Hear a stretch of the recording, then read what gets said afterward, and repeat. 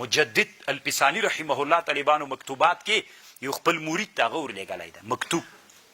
دا ډېر ویښ پیر د طالبانو داسې پیران په دنیا کې ولی موږ به په تندیو مچو کړي ول طالبان. مجدد الفسانی یو مرید ته ورلېږلي دا مرید طالبانو داسې دا بدعتیت پې غالب سوی ده چې بدعتیت پې غالب سوی ده مکتوب ورلېږلی غوښتنه یې تېر کړې چې راسه یې ولې خو دا راسه یې صراحت نه دي ورته ویلي عنوان د مکتوب یې داسې د طالبانو وایي قرب جسدي کې تاثیر ډیر کول کیږي په نسبت سره په قرب روحاني کې. څوک طالبانو له چا سره روحن نږدې وي څوک له چا سره جسدن نږدې وي دا جسدن نږدېوالي کې طالبانو دا چاته چې نږدېکت ته دی ډیر تاثیر کولی سي.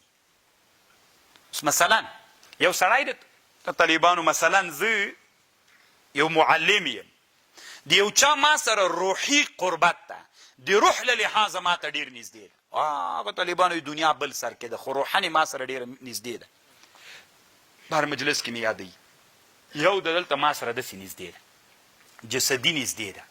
زه طالبانو په کم یو کې ډېر تاثیر کولی سم په هغه نږدې روحي کې که نږدې جسدي کې نږدې جسدي کې. طالبانو ورونو تاسې دومره لویه خطرناکه خبره مجدد الفسانی کړې طالبانو ورونو غوږ ورته ونیسئ څه وایي مجدد صاحب. طالبانو ورونو مجدد الفسانی رحمه الله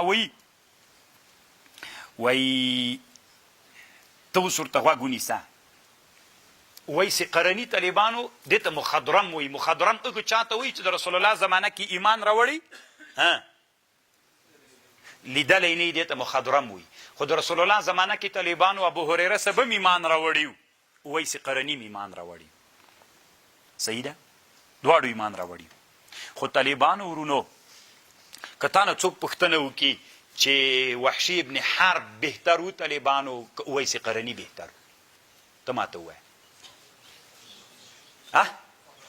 وحشي ابن حرب بهتر و طالبانو.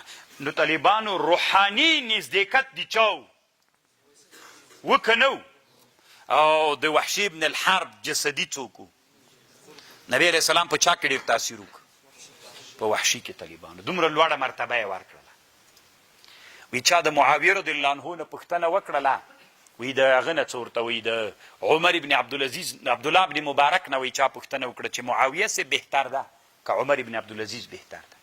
وی ده ورته ویلي چې کم جهاد معاویه صاحب کړی د رسول الله سره چې کم جهاد کړی د اس په پزه کې چې کم ګرد نه نوتلی دا د سل عمر ابن عبدالعزیز نه بهتره ده.